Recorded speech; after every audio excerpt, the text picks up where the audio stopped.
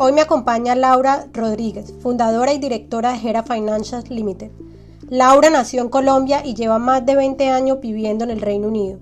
Con más de una década de experiencia en el sector financiero británico, ha trabajado en áreas de financiación comercial, operaciones y cumplimiento normativo. En el 2021, Laura decidió fundar Gera Financial con el objetivo de ofrecer asesoría cercana y estratégica a personas y a empresas que buscan financiación para vivienda, propiedades comerciales, capital empresarial y planes de protección. Hoy vamos a hablar sobre cómo funciona el sistema hipotecario en el Reino Unido y qué deben entender las personas que quieren comprar o invertir en propiedades. Laura, hablemos un poquito de tu historia. ¿Cómo ha sido, cómo fue tu proceso de llegar acá al Reino Unido desde Colombia? ¿Cuál fue esa experiencia? ¿Cuál ha sido esa experiencia que has vivido, llegar desde Colombia a ubicarte, a radicarte acá en el Reino Unido? Bueno, yo, como muchas personas, llegué aquí con la expectativa en realidad de quedarme un año máximo, que cuando yo llegué aquí yo tenía 17 años. O sea, yo ni siquiera Wow. tenía permiso de mis papás para quedarme acá. Y una vez llegué aquí, me gustó, bueno, fueron varias cosas las que me gustaron. Lo primero fue que yo muy rápidamente me volví muy independiente. Yo dejé de Uh-huh. depender de mis papás casi que después, financieramente, casi que desde el primer mes que yo viví acá. Empecé a trabajar, me propuse como meta muy firme aprender inglés bien, y Uh-huh. eso lo que hizo fue que yo me alejara mucho de los latinos, Ok.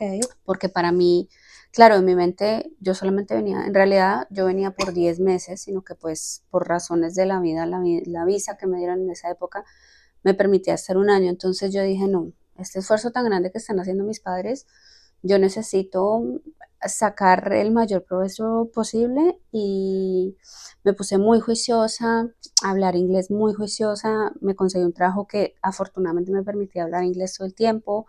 Mi jefe hablaba inglés, mis compañeros, algunos hablaban español porque habían unas chicas colombianas, pero ellas no trabajaban conmigo, o sea, yo las Ajá. veía unos minutos y ya. Y después de estar aquí como unos 6 meses, ya cuando empezó a hacer sol, porque yo llegué en febrero, me gustó muchísimo el país y dije, ve, a mí me gustaría estudiar aquí.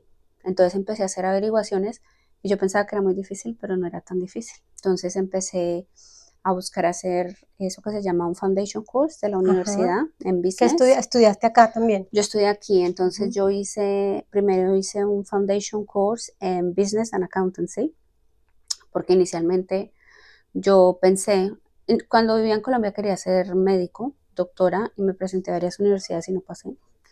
Tal vez si hubiera pasado no estaría aquí. Y eso para mí fue muy fuerte porque yo era buena estudiante, yo hacía todos los trabajos a tiempo, y claro, el no pasar, y yo decía, no puede ser que yo sea tan bruta. No, entonces por eso fue que mis papás me apoyaron en la idea de venir a Londres por un tiempo y después volver a intentar. Pero ya estando aquí me gustó mucho el tema de los negocios, y cuando hice el Foundation Course me sentí muy atraída por el lado de finanzas y de Ajá. accountancy. Y a partir de eso fue cuando tomé la decisión de estudiar mi degree en International Finance, siempre pensando que posiblemente podía volver a Colombia en algún momento. Y bueno, así fue en realidad como empecé. Bueno, como decidí quedarme aquí, ya después pues empecé a trabajar, no en finanzas, yo tenía, como muchas personas, me tocó sostenerme mientras estudiaba, entonces pues yo tenía varios trabajos, y en el momento en que fui a terminar mi carrera yo trabajaba para una empresa de cosméticos. Uh-huh. En esa época, después de ser estudiante, a ti te dan como una visa de trabajo, y esa visa me permitía seguir trabajando donde yo estaba trabajando. Y pues desafortunadamente, como le pasa a muchas personas en este país, yo creo que en el mundo, cuando terminan la universidad y van a buscar un trabajo, se encuentran con que o necesitan mucha experiencia o los salarios son muy poquitos, muy bajos. Y yo pues no tenía la facilidad de decir, ok, me voy a ganar, no sé, 500 libras al mes. Para mí eso Uh-huh. no era posible. Entonces yo seguí en el trabajo en el que estaba, y en ese trabajo pues llegué como a un punto de manejo, digamos, de jefa.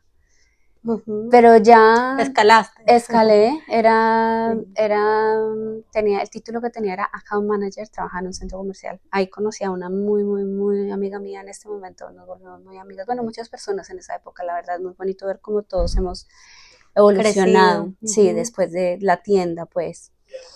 Pero llegó un punto en el que yo recuerdo, ese día fue crucial para mí porque yo iba bajando las escaleras, yo trabajaba en una tienda muy bonita, y yo decía, Dios mío, otras 8 horas de mi vida metidas en este lugar, yo no puedo creerlo. Ay, no, eso era tan horrible. Y ese día decidí que me iba a poner a buscar trabajo en finanzas y que pues no importaba lo que pasara, no importara cuánto me fueran a pagar, así ganara el salario más mínimo, pero yo me iba a salir de eso porque es que ya mi espíritu no estaba ahí. Y bueno, empecé a buscar y para mi sorpresa empecé a conseguir, porque claro, yo no tenía experiencia en finanzas, pero ya tenía mucha experiencia en manejo de personal, tenía experiencia más o menos en manejar negocios así fueran pequeños, tenía una experiencia en ventas muy grandes y pues al final de cuentas para hacer el trabajo que yo hago en este momento tú tienes que tener Habilidades en esa venta. habilidad de lograr conectar con una persona, que crean en ti, entender lo que necesitan y eso es pues parte de vender. Entonces, bueno, así fue que empecé. Qué interesante, Laura. Y nos parecemos en algo y coincidimos en algo y es que yo también quería estudiar medicina. ¿En serio? Quería estudiar medicina, venía por 6 meses Imagínate. y terminé estudiando negocios. Entonces en esa parte estamos ¿Y sigues conectadas aquí? y sigo acá. Terrible. Sí, yo sé, Sí. yo sé.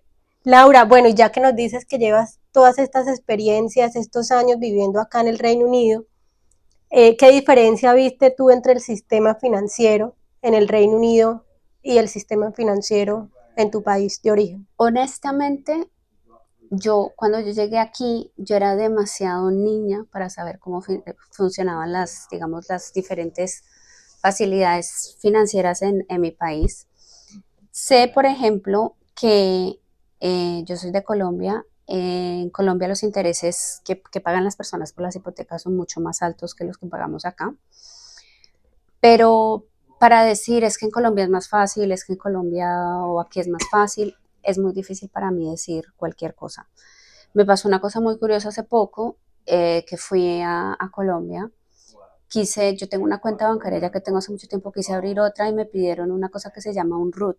Ajá. Yo no tengo ni idea qué es eso. Entonces Sí, sí. la chica del banco se sentó a explicarme y yo decía, Dios santo, qué vergüenza esto. Entonces, pero sí, mi conocimiento del sistema financiero de Colombia es muy poco, casi que mínimo. Siendo yo una persona que sé lo del costo de las hipotecas porque tuve una hipoteca en un tiempo que pues Ajá. me facilitó para comprar una propiedad allá. Y, pero en realidad sé muy poco. Lo que sí puedo decir, digamos, de aquí, según lo que entiendo, es que Ujú. sobre todo las personas que invierten en propiedades, que hay algunas facilidades que son un poco más fáciles de obtener y son un poco más manejables, sobre todo para Más las flexible, personas ¿cierto? más flexibles, sobre todo las personas que invierten en propiedades de inversión. Aquí se trabaja mucho la cultura de lo que nosotros llamamos el remortgage, que es hacer una hipoteca sobre una propiedad que ya está hipotecada para las propiedades de inversión. Ya me estoy metiendo un poco en otro tema, pero es básicamente si la propiedad de inversión genera suficiente renta, Ujú. esto es lo máximo que me pueden prestar y así es como muchas personas han crecido sus portafolios de inversión, Así es. han pagado sus hipotecas Más rápido. residenciales, Ujú. de su misma hipoteca residencial a veces han sacado para el depósito de otras, etcétera, etcétera. Entonces, para mí aquí hay un poquito más de flexibilidad. Esa sería Ujú. la única diferencia que yo diría que veo. No, de resto no puedo comentar porque no tengo No sabes suficiente, otra. no Sí. tengo suficiente conocimiento. ¿Y hubo algún momento específico el que a ti te llevó a especializarte en esta parte de financiación e hipotecas? ¿Hubo como el Bueno, momento en que tú dijiste, oiga, yo me voy por este lado porque es que acá hay una oportunidad? yo vi cuando yo empecé a trabajar digamos, en el área financiera, tal vez ya te ha comentado, yo empecé desde abajo. Ujú. Yo empecé siendo la chica de los tintos, la que atendía las reuniones y la que tomaba las notas y las que mandaba los correos y la que escaneaba los documentos. La de todera. La todera, porque era mi manera Todera, de sí. entrar y ahí entré a una empresa muy pequeña y la verdad que agradezco muchísimo porque ahí crecí yo con la empresa ahorita es muy grande y pues es muy bonito ver que mi trabajo sirvió como para hacer las bases de esa empresa, de Ujú. lo que soy. Pero inicialmente, ya cuando yo me metí digamos, al mundo de las finanzas, yo quería ser asesora financiera general, o sea, yo quería asesorar en pensiones e inversiones también. Las hipotecas nunca me llamaron la atención, sobre todo las hipotecas comerciales, porque yo no conocía ese mundo. Para mí solamente existían las hipotecas residenciales. Cuando yo empecé a trabajar en esta empresa, me di cuenta de todas las facilidades que hay para negocios y para personas que quieren invertir. Y para mí era un mundo pues totalmente desconocido y muy interesante. Laura, ahora que mencionas la parte de hipotecas comerciales, seguramente hay muchas personas que de pronto todavía no entienden el término entre, bueno, residencial creo que es como un término más obvio, más fácil de entender, pero ¿nos puede dar una breve explicación a qué te refieres cuando hablas de las hipotecas Claro, comerciales? las hipotecas comerciales están en realidad divididas en dos. Lo primero es, bueno, y de ese dos hay como otros grupos. Entonces, la primera es la obvia, es las hipotecas que uno utiliza para adquirir o para financiar o refinanciar propiedades comerciales. ¿Qué son las propiedades comerciales? Los edificios, los pubs, los hoteles, los Restaurantes. hospitales, los restaurantes, em, no sé, las tiendas, las oficinas en general. ¿Qué pasa con ese tipo de propiedades? Entonces, hay dos tipos de prestamistas. ¿Prestamistas? O bueno, hay dos tipos de personas que compran los prestamistas, creo que son los bancos, perdón. Hay dos tipos de inversionistas, o dos tipos de clientes. Entonces está el que compra, adquiere y renta, que gana la renta, y está el que compra para hacer su negocio ahí. Entonces ese se conoce como los owner occupiers. ¿Qué pasa con esas personas? Entonces son personas que, por ejemplo, llevan mucho tiempo, no sé, que tienen un restaurante por muchos años, están pagando una renta o un lease, que se usa mucho acá el tema del lease, y ya el restaurante tiene una historia, una trayectoria financiera que permite que esa persona adquiera el lugar, lo compre, compre el edificio. Entonces esa es la primera hipoteca comercial. La segunda hipoteca comercial, y aquí es donde tal vez haya a veces dudas, es cuando hablamos de las propiedades residenciales que se utilizan con fines comerciales. ¿A qué me refiero? Muchos GPs, por ejemplo, operan desde casas que son convertidas después en un GP. Centro médico. Muchos centros médicos, sí, muchas nurseries o lugares donde cuidan niños también.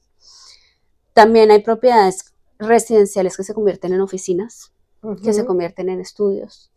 Y de una u otra manera, a pesar de que son propiedades residenciales, existen algunos tipos de lo que se llaman los buy to lets, o sea, las propiedades que son propiedades que son netamente para rentar, que serían, por ejemplo, los edificios que se conocen como bedsits, que son un edificio que tienen diferentes cuartos, que tienen, digamos, facilidades de cocinar, tienen un baño, son independientes, pero en realidad son partes de todo el título de la casa, no son independientes como son los flats como tal. Generalmente las personas que compran ese tipo de edificios los compran netamente para inversión, a menos de que sean los médicos, por ejemplo, los odontólogos, que ellos compran la casa, ya tienen una trayectoria con sus cuentas, compran una casa, la vuelven una propiedad, digamos, comercial, pues con todos los permisos que tienen que tener, las puertas, los cuartos tienen que cumplir como ciertas condiciones y ahí se vuelve la práctica, pues, donde uno va al odontólogo, donde va al médico, etcétera, etcétera. Entonces, eso es más o menos de lo que se tratan las propiedades comerciales en este país. Laura, y en el 2021 decidiste fundar Gera Financial, que es tu compañía. Cuéntanos, ¿qué te motivó a fundar tu propia empresa? Bueno, fueron varias cosas. Lo primero es que a mí siempre me atrajo mucho la flexibilidad, ser dueña de mi tiempo, de mi espacio. Eso vino con unos costos y aquí lo digo honestamente, emprender no es nada fácil. Cuando yo abrí la empresa, a los meses en este país un proceso de inflación gigante, el peor que ha habido en 40 años. Los intereses subieron, muchos bancos empezaron a retirar ofertas y realmente fue muy difícil mantener el negocio, pero gracias a Dios lo logré. Sin embargo, cuando yo abrí Gera, para mí algo que yo quería mucho era compartir mucho el conocimiento que yo tengo, porque yo he sido muy afortunada en el sentido de que a pesar de que yo estuve expuesta mucho al tema comercial por muchos años, todo lo que tiene que ver con las construcciones, las reparaciones de propiedades, lo que se conocen como los flips, que es de propiedades comerciales a propiedades residenciales, etcétera, etcétera. También en una época tuve la oportunidad de trabajar mucho con personas que mayores, en realidad que para mí no son tan mayores, personas de 60 años y eso, y me di cuenta que había como un hueco, que no muchas personas estaban realmente capacitadas atendiendo en ese momento. Entonces, o tú te ibas para un lado, o te ibas para el otro, pero ese grupo ahí quedaba como en una zona gris que nadie sabía. Entonces, antes de empezar en Gera, yo tenía un trabajo bueno, estable, un trabajo en una empresa muy grande, muy corporativo, y tenía todo lo que tienen los trabajos corporativos, un buen salario, bonos, comisiones, prestaciones, vacaciones, todo lo demás. Pero yo realmente no soportaba la jerarquía que había alrededor mío. Eso nunca me ha gustado. A mí me gusta mucho comunicarme con las personas, hablar así como de tú a tú. Y yo sentía, por ejemplo, para hacer cualquier cosa, tomar una decisión, entonces tenía yo que tener una reunión con mi jefe tenía que tener una reunión con su jefe, el jefe después tenía una reunión con el de marketing, la de marketing después. Pasaban 3 meses y no pasaba nada. Era una cosa tan frustrante. Y la otra razón por la cual decidí abrir Gera era porque siempre tenía un sentimiento y quería mucho educar a las personas sobre lo que había. Cuando yo empecé a trabajar en finanzas, como te digo, yo no sabía que había muchas posibilidades. Y no solo con la comunidad, yo creo, hispanohablante, sino con otras personas. Yo he hecho mucho un trabajo educativo y eso me ha permitido no solo ayudar a mucha gente, sino que la gente en realidad mejore su conocimiento sobre lo que puede hacer. Entonces, para mí Gera fue como la flexibilidad que yo necesitaba para seguir adelante con eso que a mí me gustaba hacer tanto. Y por eso abrí la empresa. Qué bonito, y también yo creo que por eso también nos identificamos, Laura, y es porque yo también empecé mi emprendimiento, de hecho lo empecé en el 2020, que también fue una época crítica, cuando los landlords estaban básicamente retirándose del mercado con muchos inconvenientes. Nosotros estamos recibiendo esas propiedades con ese riesgo de obviamente no tener inquilinos, pero como todos los riesgos también traen oportunidades. Y yo creo que una cosa que también nos identifica es como ese querer de poder enseñar a las personas hispanohablantes acá. Sí, definitivamente. Compartir conocimiento, educar. Honestamente, yo creo que tú tal vez también por el tiempo que llevas acá, tú puedes ver cómo la comunidad cada vez es más fuerte. Tú en la comunidad, y yo le repito esto a muchas de las personas con las que hablo, cada vez en la comunidad hemos ido creciendo en conocimiento, cada vez hay personas más calificadas, cada vez hay personas que pueden ofrecer servicios que tal vez antes no. Cuando yo llegué, se vean personas que estaban, digamos, haciendo en una situación buena, pero casi que no se escuchaba. Ahora tú ves muchas personas emprendiendo, muchas personas haciendo cosas bonitas, interesantes. Y muchas personas jóvenes. Muchas personas jóvenes que realmente uno con talento, ¿no? Claro, sí. Entonces eso me parece bonito. Y claro, mucho de esto que estamos haciendo tú y yo creo que, yo siempre lo digo y se lo digo a todo el mundo, yo en una época de mi vida estuve muy cerca a la comunidad de los iraníes, y una cosa que me sorprendía muchísimo de ellos es esa hermandad tan impresionante que existe entre ellos. Es que es una cosa de que tú eres de mi país y yo te ayudo. O sea, por supuesto, siempre están los tramposos y todo lo demás, y las personas que quieren sacar ventaja, y la competencia, exactamente. Pero en general ellos, si alguien necesita algo, es yo te ayudo, yo te conecto con tal persona, y mire, fulano, es que esta persona necesita esto. Es una red de ayuda impresionante. Yo creo que los latinos estamos llegando allá, y qué bonito sería que siguiéramos creciendo de esa manera. Esa es la manera en la que yo creo que vamos a tener una presencia mucho más fuerte en este país, y pues la idea es que todo el mundo crezca y todo el mundo salga adelante y pues logre alcanzar sus objetivos, ¿no? Sí, es cierto. Y también porque, bueno, emprender, así como tú lo decías, no es nada fácil. No.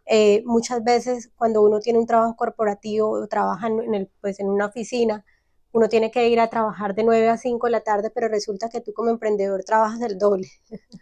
No duermes. No duermes, pero tienes de una u otra forma la flexibilidad de organizar tu agenda.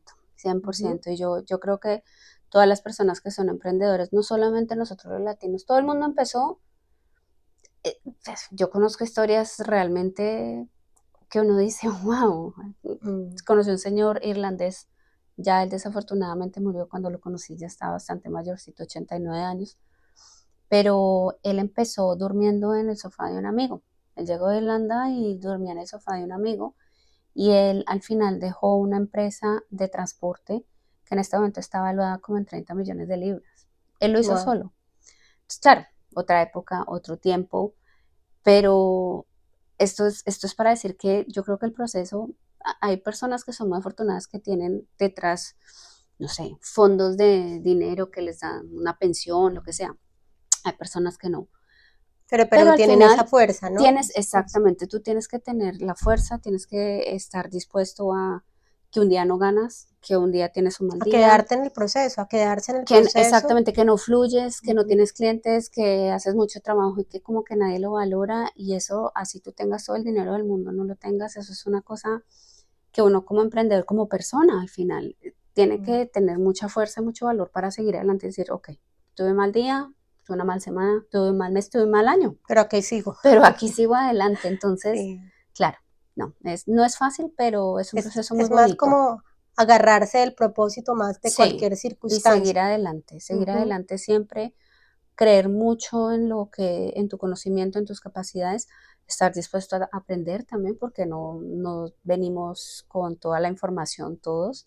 Hay gente muy experta en muchas cosas y yo ahora valoro mucho más no solo la educación tradicional de la universidad, eso, sino la educación que uno recibe por medio de otras personas. Hay personas que saben más que tú. Claro. Entonces siempre es mejor uno preguntar, yo creo mucho en el poder de tener un coach, una persona que te guíe, te ayude. Es simplemente uno mismo ir aprendiendo y estar dispuesto con tener la mente muy abierta y estar muy dispuesto a decir, ok, sí, tiene razón, tal vez esto sí me funcione. A Ujú. veces funciona. Entonces pero 100% es tu convicción de que todo va a salir muy bien. Qué bien, Laura. Y eso no me queda duda que, mejor dicho, la tienes, la La, fe, llevas la ahí contigo. convicción, sí, sí. Laura, y ahora cuéntanos cuál es esa misión de Gera Financials y cuál es tu tipo de cliente. Bueno, contémosle a la audiencia cuál es tu tipo de cliente. Bueno, la misión de Gera Financial es muy sencilla, es brindar una asesoría personal clara que cumpla los objetivos de cada persona. Cada persona es diferente y nosotros nos somos el trabajo de evaluar las circunstancias de cada persona, de evaluar los objetivos de cada persona y hacer lo mejor para que esos objetivos se cumplan. Hay muchas firmas que hacen lo mismo que hacemos nosotros. Hay varios latinos que tienen firmas similares. Yo conozco algunos de ellos, trabajo con algunos de ellos. Como te digo, yo creo mucho en el poder de De la trabajemos fuerza. juntos Ujú. porque hay gente que sabe cosas que yo sé cosas que personas no saben. Pero para mí, así en este momento estemos en el punto que sea que la inteligencia artificial maneja muchas de las cosas que hacemos, yo creo mucho en el poder de marcar un número y hablar con una persona y escuchar. Y de pronto eso es lo que te hace diferente de las otras personas. Yo creo que ¿Tú crees que que? las personas me buscan mucho también en eso yo creo que uno tiene que poner algunos límites a veces porque me ha pasado en ocasiones que hablo y hablo y hablo mucho con las personas y después me dicen, bueno Laura, muchas gracias, resulta que es que yo me voy a comunicar con el broker que me recomendó el vecino de mi marido, pero gracias por toda la información que me dice, llevamos un mes y medio hablando y yo digo, bueno, es un aprendizaje para mí también. Curiosamente me pasa mucho en esos casos que la gente vuelve a mí y me dice, ay Laura, mira, es que esto está tan así, me hubiera gustado hacer todo contigo. Y yo Mm. pues, yo no puedo hacer nada en este momento porque no sé cómo va tu proceso y no me puedo meter. Pero Además, porque cada caso es tan diferente cada caso que, es tan no distinto sé. y las circunstancias de las personas son realmente muy especiales. Yo no he hecho un caso que sea similar al otro nunca. No he asesorado a una persona que tenga las mismas circunstancias que la otra nunca. Todo el mundo tiene algo muy especial. Y también yo creo que otra de las cosas que hace único lo que hacemos es que las personas con las que yo trabajo no son el cliente perfecto. Ujú. Y eso a veces tiene ventajas, también tiene desventajas. Pero ¿qué quiero decir con eso? Eh, el tipo de cliente con el que yo trabajo no es la típica persona que tiene 30 años, que tiene un trabajo que se gana 90.000 libras, que quiere comprarse un apartamento, que tiene un depósito del 20, del 25%. Ese no es el tipo de cliente con el que yo trabajo. Hay otras firmas que se especializan en eso, yo no. Las personas con las que yo trabajo son personas, como te dije, personas mayores que de pronto ya se les acabó el término de su hipoteca y están dudando si venden su casa, si necesitan sacar otra hipoteca, pero eso quiere decir que tienen que trabajar otros 15, 20 años, ¿cómo lo van a hacer? O si de pronto pueden rentar la casa y moverse a una casa más baja. Entonces son ese tipo de casos con los que yo trabajo de manera personal. Y de manera de negocio, yo diría que es un poco de todo. Yo tengo clientes que son landlords profesionales que tienen 30 propiedades, tienen portafolios de propiedades comerciales, propiedades de semicomerciales, tienen los residenciales. Tengo un cliente, él es un señor ya mayor, tiene un poquito más de 80 años y él solamente tiene propiedades comerciales y tú lo ves y parece como de 50. Pero esa ha sido su vida todo el tiempo. Es la fuerza de exactamente. Su proyecto, de su misión, lo que lo mantiene con vida. Eso es lo que a él le encanta. Entonces él mismo va, él colecciona las rentas, él se asegura que los leases estén de tal manera. ¿Lleva cuaderno o todo? Cuaderno, todo es cuaderno. Yo también lindo. soy así, pero él es con su cuaderno, casi no le gustan los correos, él prefiere hablar por teléfono. A mí eso me parece perfecto. Y también están las personas que están empezando a invertir, que tienen una o dos propiedades, que quieren comprar la tercera, que empiezan con las propiedades pequeñas singlets, que se van a mover a HMOs, o las personas que les interesa el tema de Airbnb, del Holiday Let. Entonces, y es que hay tanto por hacer, ¿cierto? Exactamente. Son muchas estrategias. Hay muchas cosas que se pueden hacer que uno no sabe, que uno cree que no es posible. Uno cree que solamente puede comprar la casa buy to let, y ya, pero en realidad está lo que dices tú, las HMO, que es para explicarles un poquito más que es por habitación. Por las habitaciones, entonces ahí es, por ejemplo, una casa, dependiendo de dónde estén, sobre todo en Londres, digamos que el término de HMO varía dependiendo del council, pero básicamente es una propiedad que sea ocupada por 2 o 3, dependiendo del council donde estén, personas que no tengan ningún vínculo familiar. Que no son relativos. Que no tengan ninguna, no relaciones, porque tú puedes tener amigos, pero ellos no son familiares, ¿sí? Entonces, son propiedades que tienen que cumplir con ciertas cosas, ciertos requisitos. Entonces, las habitaciones tienen que tener ciertos tamaños, las creo áreas que comunes. 6.52 square meters. Bueno, que es tú sabes más que yo, porque pues tú estás más involucrada en ese negocio. Tienen que tener áreas comunes, las cocinas tienen que tener cierto tipo de medidas también, las puertas tienen que cumplir con las condiciones. ¿Qué pasa con ese tipo de propiedades? Son más estrictas en el tema de manejo, porque pues tú necesitas, cuando tú estás involucrado en HMO, tú tienes que cumplir esas reglas, y eso pues, así es. Y lo que quiere decir es más trabajo de ti, pero es más lucrativo, es un negocio mucho más lucrativo. Entonces, cuando hablaste de las personas que desafortunadamente dejaron el negocio en esa época, también hubieron muchas personas que lo que hicieron fue convertir sus propiedades single-let en HMOs. Así es, también. Y eso está bien, pero yo diría que para el HMO tú tienes que saber exactamente, es el siguiente paso, que es muy bueno, pero tú tienes que estar 100% o tener un conocimiento muy claro de cuáles son las reglas. 100%, y lo que dices tú, lo que mencionas. Todo depende del borough, todo depende del council, qué normativas tiene. Exactamente. Y pues si realmente la propiedad cumple o no cumple esos requisitos. Si hay que hacer algún planning permission, todo este tipo de cosas. Entonces, no es como solamente tengo acá una casa, entonces la voy a poder rentar. No, así no es. No. Bueno, hay gente que lo hace, pero si por algún motivo llega a haber algún incendio o algo pasa, pueden haber penalidades muy altas y hasta casi que impedirle a esa persona que siga rentando las propiedades, que pues para una persona que vive 100% de eso sería catastrófico. Claro, 100%. ¿Sí? Por eso es que es bueno. O cualquier persona, porque puedes perder tu propiedad, imagínate. Asesorarse. Exactamente. Y bueno, está también el tema de los holiday lets, los short lets. También es un negocio mucho más lucrativo, pero lo mismo, o sea, te involucra más de ti, tú tienes que estar pendiente.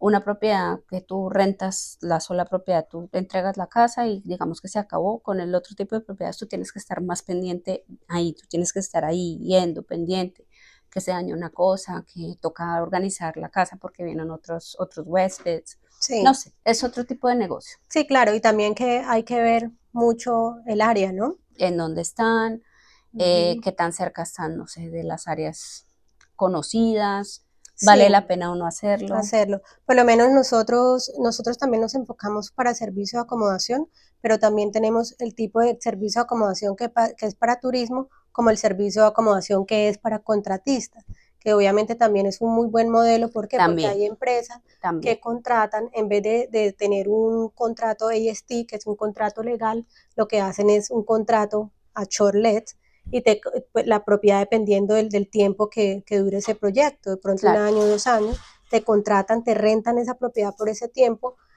pagando un un rate por premium, premium por noche y por exactamente, persona. Entonces también exactamente. puede ser una Claro, muy claro, buena depende. estrategia. Sí, todo depende de lo que las personas quieran hacer.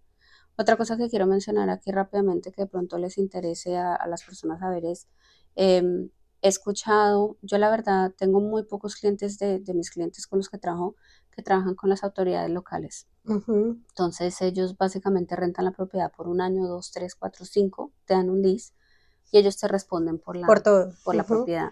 Es ¿Qué una, tipo de modelo es este? ¿Nos puedes explicar ese un es social poquito? housing. Social housing. Ujú. Entonces es un poco diferente porque tú, en realidad tú no tienes nada que ver con los tenants, tú no tienes nada que ver a veces con el mantenimiento de la propiedad, Ujú. Dependiendo del council, ¿no? dependiendo del También. council, dependiendo Sí. del tipo de arreglo que tengas, pero básicamente, ¿qué recibes tú en cambio?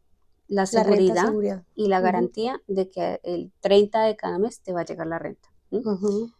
Y para muchas personas eso funciona, hay personas para las que no funciona. Entonces todo depende de lo que tú quieras hacer. Claro. Muchas de esas propiedades, de las historias que yo conozco, a veces se deterioran muy rápidamente por el Ujú. tipo de personas que viven ahí. Obviamente no, esto no es Sin con, juzgar y con sí. de decir que unas personas y otras personas no. Em, pero a veces también para temas de financiamiento, cuando es social housing, dependiendo del tipo de personas que alojen, pueden ser un poco más difícil el tema de financiamiento. Sí, porque pueden ser personas que de una u otra forma vienen con Muy procesos vulnerables, vulnerables o algún exactamente, problema mental o exactamente, problema de adicciones, y eso es exactamente, precisamente lo que los landlords, exactamente, uno de los miedos mayores que los mayores, landlords exactamente, porque ya después tenemos, es muy difícil, como tú sabes, si tú necesitas la propiedad para cualquier cosa, va a ser muy poderla tener de difícil tenerla regreso. de vuelta. Ujú. Entonces, es un modelo que funciona. Yo creo que para las personas que están dispuestas a mirar esto de una manera más como de una inversión a largo plazo, Así es, no solamente pues esperando que la propiedad suba en valor, pero es la renta en realidad lo que tú te beneficias es la seguridad, que de tal tener vez su no lo renta tienes con una mensual. Ujú. persona común y corriente que de pronto pierda su trabajo o lo que sea.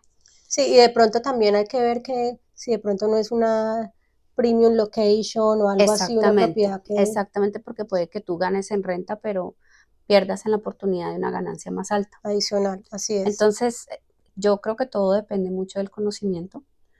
Eh, Cualquier persona, y yo cuando hablo de inversiones, de cualquier tipo de inversiones en propiedades, yo a todo el mundo les digo, asegúrense de que saben absolutamente todo. Mucho Así más es. si es una propiedad que van a rentar, que es que el propósito final es rentarla y tener una ganancia de la propiedad, asegúrense que conocen todo, las reglas locales, las reglas del council, si quieren hacer el HMO en algún momento, ¿qué necesitan? Si quieren hacer extensiones para que la propiedad sea más grande, ¿qué necesitan? Hablen con un arquitecto. Si es su Con primera todo, un propiedad, yo asesor, todo. siempre les recomiendo, asegúrense que tienen una persona buena que les maneje la propiedad, Así es. porque tienen que tener documentos, tienen que cumplir con unas reglas, cada año, cada 6 meses, dependiendo, tienen que ir a chequear que todo funcione bien. Eh, Hay muchas cosas que tienen que hacer. Así es, y ahí voy a decir algo que de pronto puede sonar controversial para algunas personas, y es que muchas veces cuando las personas dan su propiedad a esas agencias tan grandes, ya muchas veces a veces las personas ven que su casa de pronto no se rentó inmediato, a pesar de que ellos tienen gran cantidad de base de datos. Trabajar con agencias pequeñas, con agencias de cien por company led ciento también es una Es oportunidad una oportunidad porque son empresas, bueno, yo la verdad que yo soy amiga de apoyar mucho a los medianos emprendedores. pequeños, Ujú. porque yo creo que cuando tú trabajas con un negocio pequeño, tú tienes la oportunidad de tener una relación un poco más personal con tus Así es. clientes y todos los demás. Pero claro, ¿qué pasa cuando tú trabajas con una empresa muy grande? Lo que yo explicaba que me pasaba a mí. Entonces está el departamento tal que pinta, está el departamento tal que chequea el boiler, está el departamento tal que hace esto. Entonces tengo que hablar con el departamento aquí, con el departamento allá, con el departamento allá. Y han pasado 3 meses y nadie sabe qué ha pasado. A veces pasa así, a veces no. Sí, hay Sí, gente sí, que, es cierto. hay empresas que muy grandes que son muy buenas, hay otras que no. ¿Qué pasa con digamos, con las pequeñas agencias? Que primero, si es un área específica, son más locales y conocen su área. Ujú. Entonces, no sé si hay necesidad de hacer un proceso de alguna aplicación o algo así con el cancel. Ellos ya conocen el proceso. Ellos ya saben qué toca hacer, qué documentación, con quién tienen que hablar. Tienen un contacto que, no sé, sea un arquitecto, una persona en planning o, no sé, un builder o lo que sea. Pero tal vez esa es la ventaja de trabajar con las empresas más pequeñas, que para mí las cosas se resuelven un poco más Más rápido. rápido. Sí, Así es. Qué estoy de bien, acuerdo. Laura. Laura, y tenemos otra pregunta y es, ¿cuáles son los requisitos principales que una persona debe cumplir para solicitar una hipoteca? Ya estamos entrando un poco más en detalle acerca de la documentación que las personas necesitan si ellos quisieran invertir en una propiedad. Estamos hablando en este caso de una propiedad residencial aquí en el Reino Unido. ¿Cuáles serían ese tipo de documentos o requisitos principales? Bueno, esa es una respuesta muy general porque, como dije antes, hay diferentes tipos de hipotecas, pero lo primero es, la edad siempre es importante. En este momento, dependiendo del tipo de la hipoteca, yo diría que un aplicante o una persona que quiera tener una hipoteca, generalmente desde los 21 años, posiblemente desde los 18 si van acompañados con otra persona, hasta yo diría entre los 80 y los 90, dependiendo del tipo de facilidad que quieran. Hay hipotecas que pueden tener por el resto de su vida si quieren, pero como dije, no me voy a extender porque podemos estar aquí horas y horas y Horas y horas y no horas. tampoco quiero confundirlos. Em, ¿Qué hacen? Es muy importante. Entonces, un empleo, si son empleados, la antigüedad es importante. Para las hipotecas residenciales, entre más tiempo lleven trabajando para una empresa o para que tengan un trabajo mejor, si son self-employed, entre más tiempo lleven siendo self-employed, mejor. Por lo menos generalmente son 2 años. Ujú. Em, Su historial crediticio, yo diría que eso es general para todos, sea una hipoteca buy to let, sea una hipoteca residencial, sea una hipoteca comercial, perdón. Em, es importante que puedan demostrar que saben manejar sus facilidades de crédito correctamente. Entonces, asegúrese que hacen todos sus pagos a tiempo, si tienen tarjetas de crédito, que las manejen bien. Em, Todo lo que tenga que ver con compre ahora, pague después. Ujú. Yo Tener cuidado. diría, sobre todo los que están pensando en comprarse una casa, traten de evitarlo por un Ujú. tiempo. Esos que se llaman los payday loans, casi que ese es un no rotundo para muchos bancos, o sea, tiene que pasar un tiempo después de que los hayan tomado.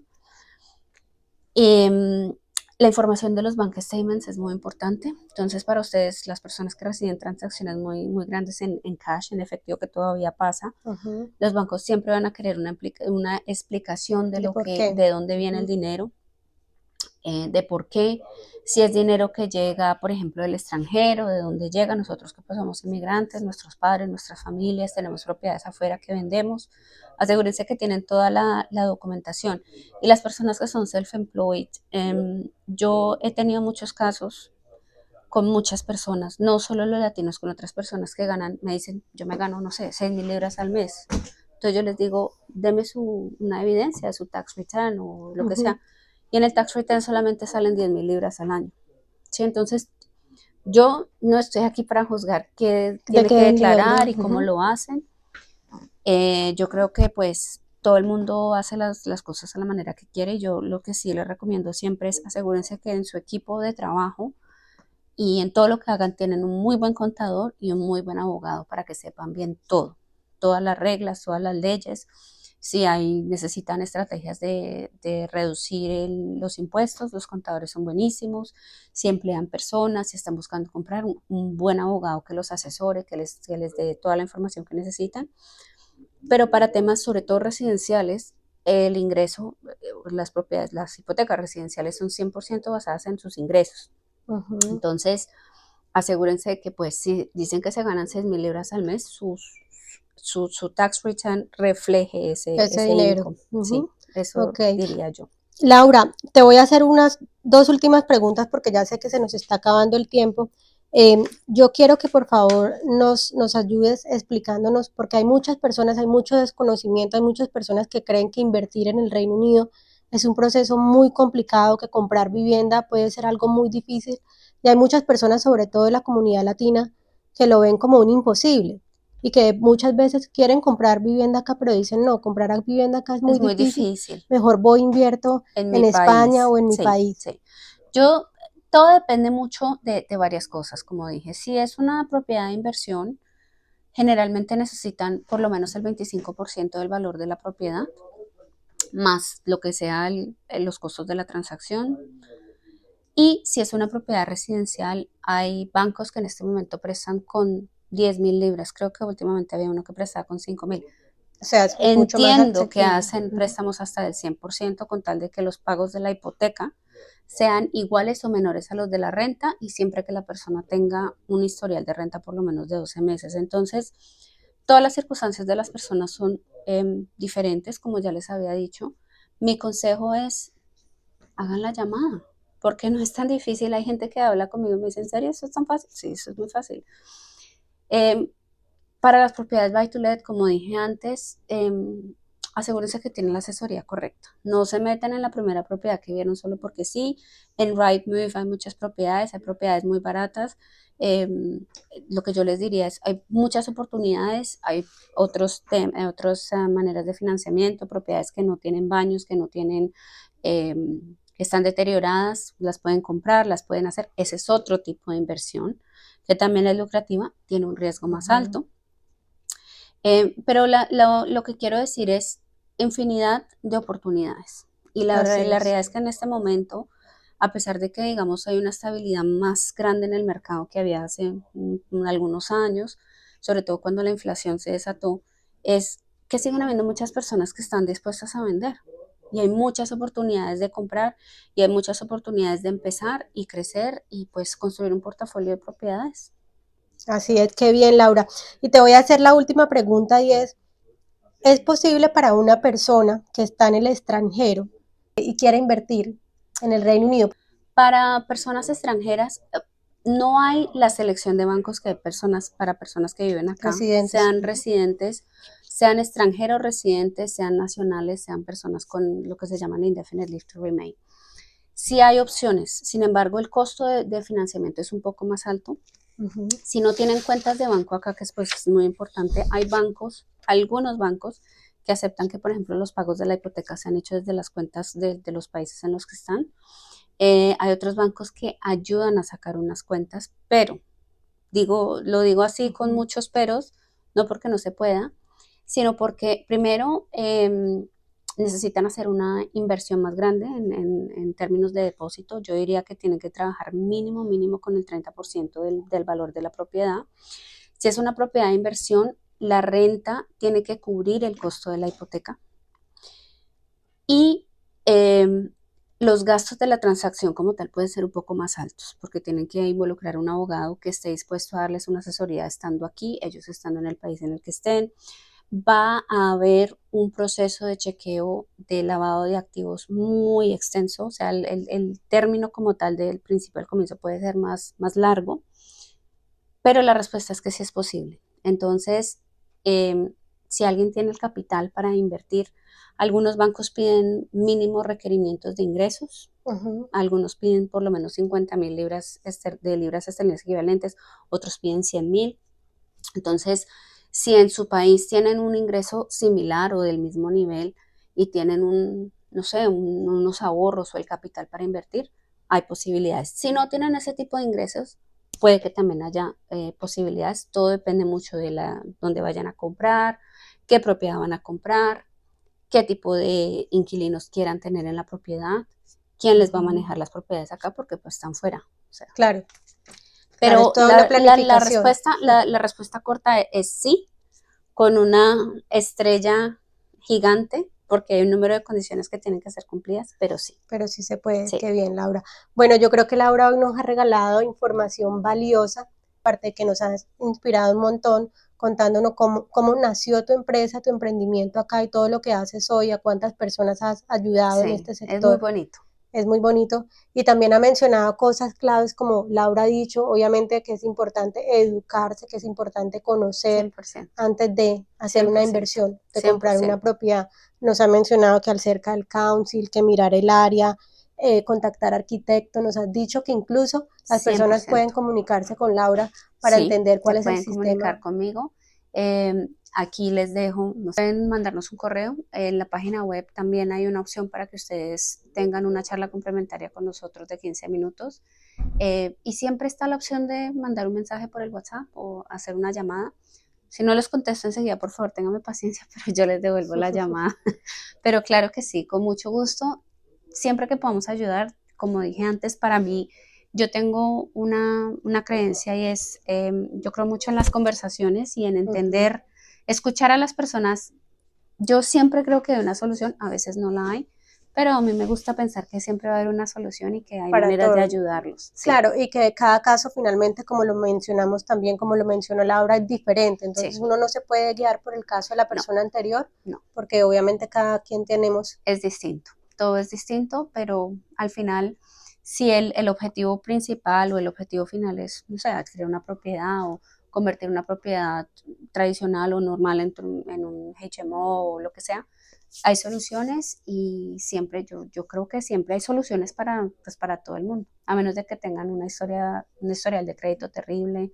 Pero que se puede incluso O, mejorar, ¿no? Se puede sí, tener una yo sí, planeación y sí, sí, sí. Yo diría si realmente su historial de crédito es terrible, tómense un año no es un tiempo muy largo y ya después de un año se pueden hacer algunas hacer cosas. cosas. Sí, Sí, qué bien. sí. Bueno, Laura, se nos acabó el tiempo y aprovechamos para invitar a las personas porque tenemos un evento Sí, virtual. Masterclass, 27 de marzo, 6:30 p.m. Los esperamos a todos. Vamos a hablar un poco más sobre buy to lets, que, cómo funcionan los buy to lets, un poco sobre la estrategia de cómo buscar propiedades.